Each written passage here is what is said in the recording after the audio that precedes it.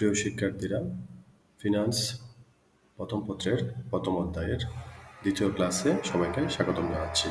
আজকের ক্লাসে আমি আলোচনা করব ব্যবসা অর্থায়নের নীতিমালা।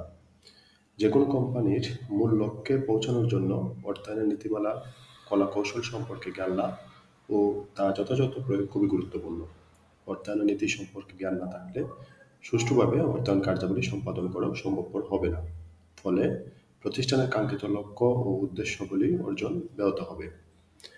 আমরা যদি অর্থায়নের নীতিমালাগুলো ভালো করে না বুঝি, তাহলে পরীক্ষায় সৃজনশীল প্রশ্নের উত্তর বুঝতে সমস্যা হয় এবং উত্তর লিখতেও সমস্যা হয়। ফলে দেখা গেছে যে বিভিন্ন সময় আমরা লিখি ঠিকই, কিন্তু ভালো নাম্বার এবার আমি আলোচনা করব ব্যবসা অর্থায়নের নীতিমালা নিয়ে। আমরা স্ক্রিনে 7টি নীতিমালা দেখতে পাচ্ছি এবং কিছু নীতিমালাকে আমি স্টার মার্ক করে দিয়েছি। এখান থেকে প্রশ্ন আসে। আশা করি ভিডিওটা দেখার পর স্টুডেন্টরা উদ্দীপক বুঝতে পারবে। 1 নম্বর নীতিমালা রয়েছে তারল্য ও মুনাফা অর্জন ক্ষমতার মধ্যে সমন্বয় নীতি।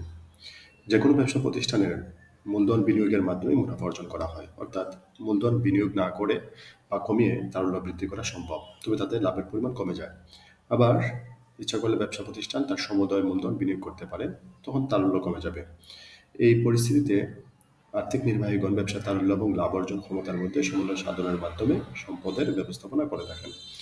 এই তারল্যের সাথে ব্যবসায় অর্জিত মুনাফার সম্পর্ক পরস্পর বিরোধী, তাই কাম্য পরিমাণ তারল্য ব্যবসায় অবশ্যই রাখতে হবে, অন্যথায় ব্যবসায় চলতে দেয় পরিশোধে অসুবিধা হবে। 2 নম্বর নীতিটি রয়েছে সম্পদ সর্বোচ্চকরণ নীতি। স্বল্প মেয়াদে ব্যবসা প্রতিষ্ঠান মুনাফা সর্বোচ্চকরণ করা হলেও দীর্ঘমেয়াদে প্রতিষ্ঠানের লক্ষ্য হচ্ছে সম্পদ সর্বোচ্চকরণ করা। যে কোনো বিনিয়োগ ও আর্থিক সিদ্ধান্ত গ্রহণের ক্ষেত্রে অবশ্যই সম্পদ সর্বোচ্চকরণ নীতি অনুসরণ করা হয়ে থাকে। 3 নম্বর নীতিটি হচ্ছে ঝুঁকি ও মুনাফা নীতি। এই নীতির মূল বিষয় হচ্ছে আর্থিক সিদ্ধান্ত গ্রহণের ক্ষেত্রে সংগৃহীত বিনিয়োগের ঝুঁকি ও মুনাফার মধ্যে সমন্বয় সাধন করে আর্থিক ব্যবস্থাপক আর্থিক সিদ্ধান্ত গ্রহণ করে। কারণ অধিকাংশ সময় আমরা জানি আর্থিক সিদ্ধান্ত ঝুঁকি এবং অনিশ্চয়তার মধ্যে গৃহীত হয়। এই অবস্থায় বিনিয়োগ সিদ্ধান্ত গ্রহণের সময় এই নীতির বিবেচনা আনা অপরিহার্য। আমরা একটা উদাহরণ সাহায্যে বলতে পারি যে কোম্পানি যখন আয় বৃদ্ধি করে তখন অনেক সময় ঝুঁকিতে সিদ্ধান্ত গ্রহণ করতে হয় এবং সেই ঝুঁকির পরিমাণ কি হবে সেটাও তাদের বিবেচনা রাখতে হয়। যেসব বিনিয়োগে ঝুঁকি বেশি সেসব বিনিয়োগ থেকে বিনিয়োগকারী অধিকারে মুনাফা পাবেন বা প্রত্যাশা করবেন, সেটাই স্বাভাবিক। তবে বেশি আয়ের আশা বেশি ঝুঁকিপূর্ণ সিদ্ধান্ত গ্রহণ করে মূলধন নষ্ট করা কোনো পক্ষেই বুদ্ধিমানের কাজ হবে না। 4 নম্বর রয়েছে বৈচিত্র্যকরণের নীতি। বৈচিত্র্যকরণ নীতি হচ্ছে আর্থিক নির্বাহীগণ সম্পদ ব্যবস্থাপনার ক্ষেত্রে এই নীতি প্রয়োগ করে দেখেন। এই নীতির মূল বিষয় হচ্ছে ব্যবসার সম্পূর্ণ অর্থ কোনো একটা বিশেষ প্রকল্পে বিনিয়োগ না করে একাধিক প্রকল্প বিবেচনা করে একাধিক প্রকল্পে সেটাকে বিনিয়োগ করলে সেখানে ঝুঁকি হ্রাস করা সম্ভব, যেটাকে আমরা পত্রকোষ ব্যবস্থাপনা বা পোর্টফোলিও ম্যানেজমেন্ট বলতে পারি। কারণ ঝুঁকি এবং অনিশ্চয়তা হ্রাসকরণ বিনিয়োগ সিদ্ধান্তের ক্ষেত্রে অপরিহার্য একটা বিষয়। উদাহরণস্বরূপ আমরা বলতে পারি যে আমাদের যে সম্পূর্ণ অর্থ যদি আমরা একটা প্রজেক্টে বা একটা প্রকল্পে বিনিয়োগ না করে আমরা ভিন্ন খাতে বিনিয়োগ করব। ইংরেজিতে একটা কথা প্রচলিত রয়েছে যে do not put your all eggs in one basket, মানে আমাদের সমুদ্র অর্থ আমরা একটা জায়গায় ইনভেস্ট করব না। এই বৈচিত্র্যকরণ নীতিটা আমাদের বাস্তবের জীবনেও প্রযোজ্য। আমরা যে কোনো ক্ষেত্রে সেটা প্রয়োগ করতে পারি। আমরা আমাদের ভবিষ্যৎ লক্ষ্য নির্ধারণের ক্ষেত্রে আমরা শুধু একটা জায়গায় আমরা ফোকাস করব না, আমরা প্রত্যেকটা বিষয়ে অল্প অল্প করে ফোকাস করার চেষ্টা করব। 5 নম্বর নীতি রয়েছে অর্থের সমমূল্য নীতি। ব্যবসায়ের আর্থিক সিদ্ধান্তে অর্থের সমমূল্য একটি গুরুত্বপূর্ণ বিষয়, কারণ সময়ের পরিবর্তনের সাথে সাথে অর্থের মূল্য হ্রাস পায়। উদাহরণ হিসেবে আমরা বলতে পারি আজকের 100 টাকা 5 বছর পরের 100 টাকার মান এক নয়, আবার 5 বছর পরের 100 টাকার মান বর্তমানে 100 টাকার মানের চেয়ে সাধারণত কম হয়ে থাকবে। তাই অর্থের সমমূল্য নীতি ব্যবসায় অর্থায়নের ক্ষেত্রে খুবই গুরুত্বপূর্ণ বিষয় এবং এই নীতিটিও বাস্তবের সাথে খুব সামঞ্জস্যপূর্ণ।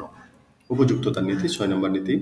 অর্থ সংগ্রহ ও বিনিয়োগের ক্ষেত্রে খুবই গুরুত্বপূর্ণ। এই নীতির মূল বিষয় হচ্ছে ব্যবসায় চলতি সম্পত্তি আমরা স্বল্পমেয়াদী উৎস থেকে সংগ্রহ করব, আর স্থায়ী সম্পত্তি দীর্ঘ এবং মধ্যমেয়াদী উৎস থেকে সংগ্রহ করব।